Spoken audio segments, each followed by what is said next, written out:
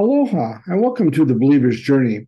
I want to thank you for joining me today. I want to thank everybody for all that you do for us. I want to let you know there are people out there that we pray for, and we just want to really let you know that we are here to help you to really teach the Word, to be really honest with the Word and what we need to do to be true to the text. So today, I want to talk about what it means to make Jesus the center of your life. So what I want to do, there's been a lot of things that I've learned in my life about stuff I really haven't liked, that I've been taught, that a lot of people still follow, and I want to go through that. I've seen where people have been made felt guilty about how they live, what they do, and I want to talk about that and talk about what it means and what it is and how we get through an easier way to understand how it is and what it means to keep Jesus the center of your life. So I'm going to do something a little bit different today. I'm going to share my screen, and I've never done this before. So here it is. I'm going to do this where uh,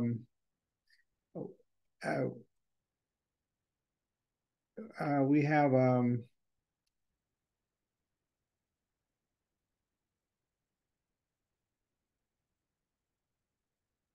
okay. So what we have here, and on this page that we're showing you, let's just represent, we're going to talk about your life, okay? And this basically, what we've been taught is that we need to make a list. And in our list is that, first place we put God. God is first place of your life. And I don't have a problem with that. But I want to think about this as we make our list, and then I'm going to compare it and show you what the problems I have with this list making. So first place, we make God first place, and we see that seek first God, the kingdom, and in Matthew, we see that in Colossians, make God first place. In some translations and others, it doesn't really say first place; it says preeminent or supreme. So we make God first place in our life. And after that, we kind of come down to our family. What is our family is like our second place. If you're married, it's your spouse. If you have children, your children, your parents always need to be there. Basically, you have other people in your family, but that's kind of it. Your second place is your family. And then we have, and this is all subjective, your career might be third place. Some people don't hold their career as important, some people do. But we're just going to go down a list just so you see there. Fourth place, we have our friends. And most people keep their friends at a high level.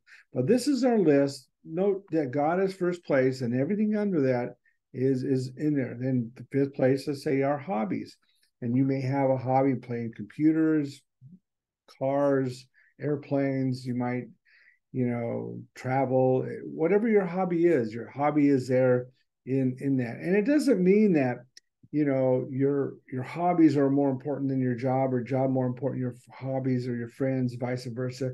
It's just everything is secondary after God, because God is first place. And I think that's kind of what I've been taught and what I want to talk about.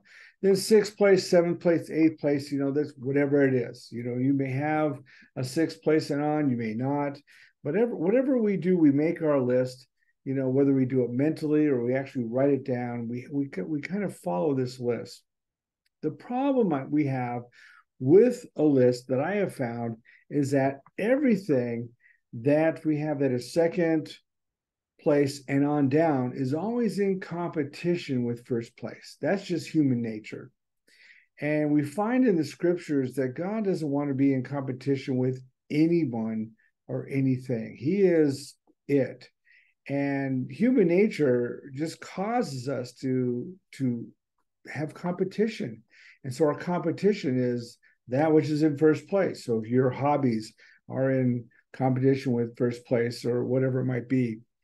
The other problem I have with this is that, there are people out there that like to be judgmental or the judge, or they like to point the finger.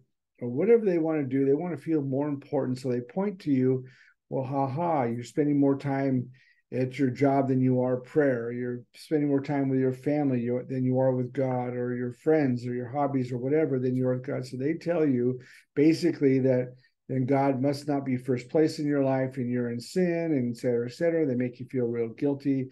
And then you are in a hard place because it happens over and over again. And this was one of the things that caught me when I was younger, why it bothered me. And probably about the 1980s, I started thinking that this just wasn't a good form to live by. So I basically have X'd it out. I said, you know what, this is not a good thing, and I don't like the way this is presented. I don't disagree with that God needs to be above and beyond all. But I think when we work with something like this, where we have a second, third, fourth, fifth place on down, then we have a problem with competition. And what we have is, the job we have, or the friends we have, or the hobbies we have. God really doesn't take a part in all of that. And that's where I think we come in with a problem, is because, God is God, but our job is our job. And we don't really bring God into our job, and we don't bring God into our hobbies, and so forth and so on. And that's where I think we fall. So what I want to do, I want to read some scriptures to you, I think, that are really important, and I only have a few of them. And one is in Exodus chapter 20, verses 1-3.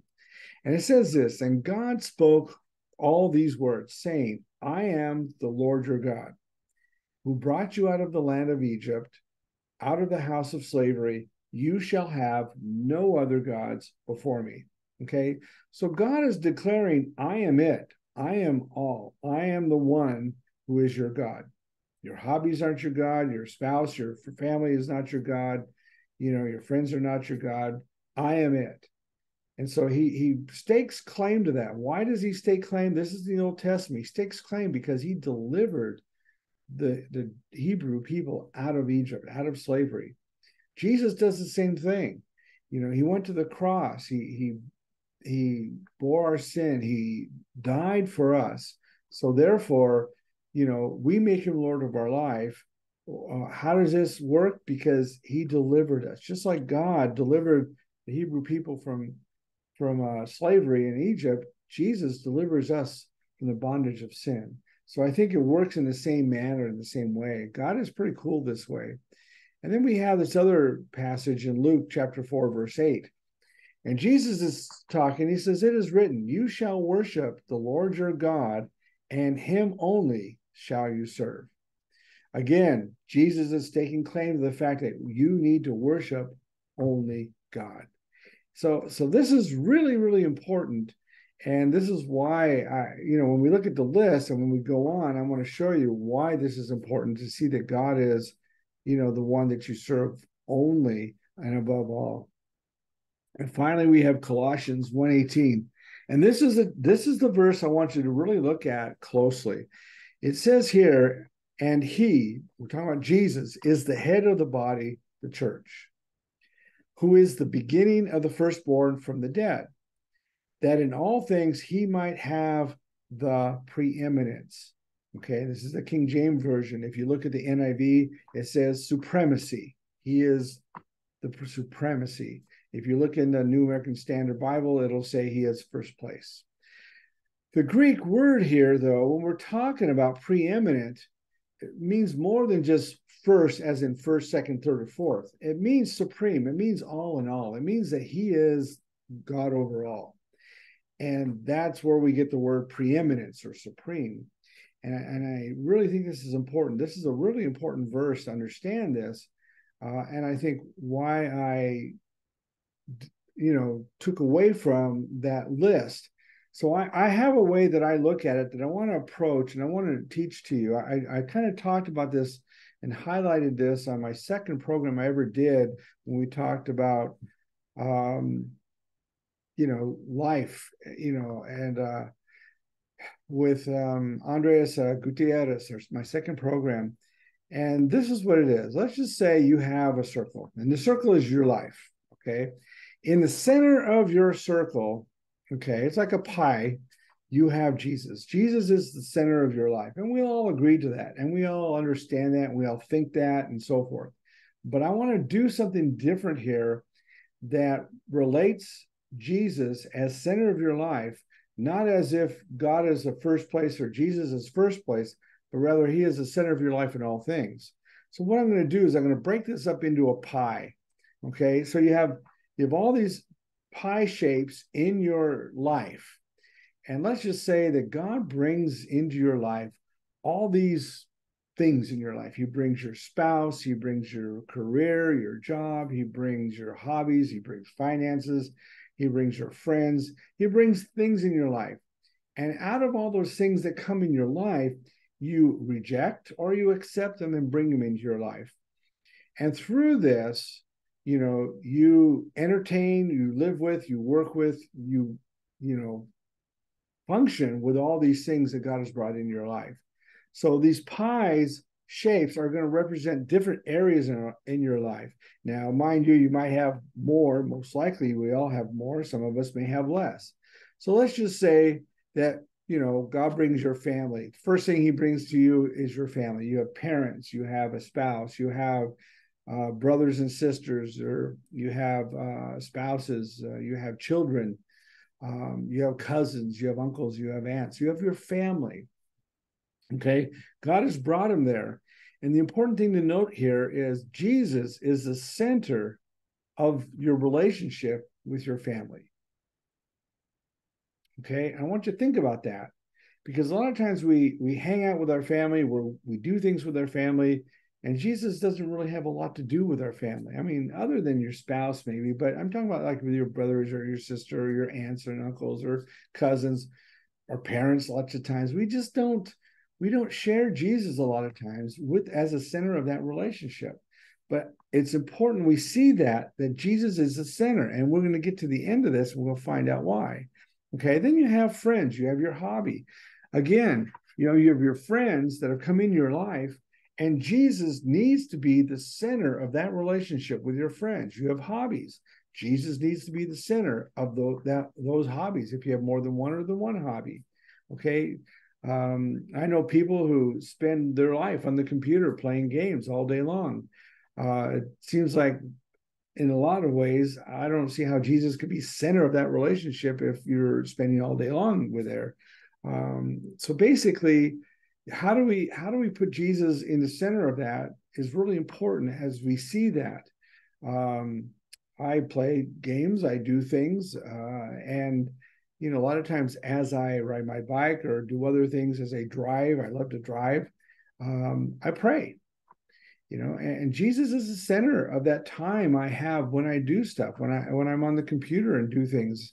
A lot of times I'm on the computer, and Jesus is a part of what I look into and share with and read and so forth. So I think that's a big deal when you look at hobbies, people that knit or play ball. It's, again, Jesus as the center and should be the center of your hobbies. Okay. And we're going to add here, we have a job, a career. Okay. And it's easy for me. I've been in the ministry for several years, and Jesus obviously needs to and should be the center of that relationship as a minister. Okay. If you're a minister, Bible teacher, pastor, missionary, and Jesus isn't the center of that relationship as that career you have, then you're in the wrong career. But you can do this in any job. My wife and I have a business, and we tell people we don't own our business. Jesus owns our business. He is the center of our business. He is the one who's central and focused. We want to make sure that everything we do, we honor him. And by honoring him, God blesses us. And I think that when people have a business and they say that they're Christians and they wonder why they're not being blessed, you need to stop and think, well, am I putting Jesus as the center and focus in that relationship, in that career, in that job? If I am, I think you'll see blessing. But if you're not, then you're probably one reason is that you're not being blessed is right there in front of you. Okay. Your church. Your church is not the building you go to. Your church are the people, period. The people who are believers in that community. Okay. So Jesus needs to be the center and focus of those people as you are in that body of believers. And the body of believers that you go to and attend the building you go to and worship with and commune with and share with, Jesus needs to be the center and focus of that relationship. Your lifestyle. Jesus needs to be the center of your lifestyle. I mean, if you're out there partying and you're acting like a Christian on the weekend, but on the day you go to services, but on the week during the week you're all there and living in sin. That's Jesus isn't the center of your life and focus in your life. Not only that, you're breaking the third commandment. You're being a hypocrite. You're saying that you're using God's name in vain. I'm a Christian on one day, but 5 or 6 other days I'm not. See, Jesus isn't focused and center and focus of your relationship in your lifestyle. So very important that you understand that. And finally, we have finances. Is Jesus center of your finances? And I don't mean that you need to give everything to the church, but I mean, do you have your finances centered in Jesus? I mean, where you're careful what you spend, you're honoring him in what you do, allowing God to bless you in your finances. I mean, it's just really important. And finally, I have cave. Now, I know that sounds funny, but what I mean by that, it's your home, your house, if your apartment, wherever you live, that needs to be focused, center in Jesus. Let Jesus be the center focus of your house. Are you hospitable? Do you bring people in to share with them? And I don't mean share the gospel. I mean share. I mean, do you share meals? Do you share time? Do you share empathy and sympathy and prayers?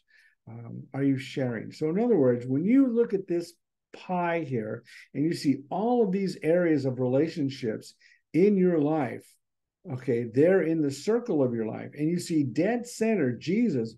What I'm telling you is that in this situation, Jesus is center and of all relationships in your life. What that means is everything in your life now, Jesus is the number one. Jesus is supreme. He is it. He's no longer in competition because he's not first and you have second, third, and fourth, which is absent of Jesus.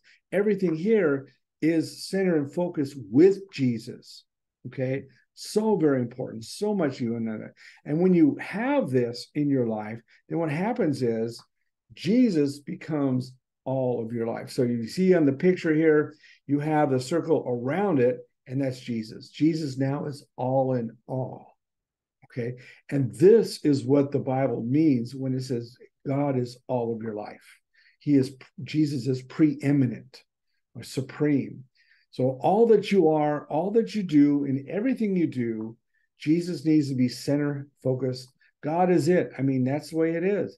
And when you do this, that way there's no guilt because you spent time, with your hobbies or whatever, because why? Jesus is center of that hobby. Or with your friends, Jesus is center of with your friends. It's real important you understand that.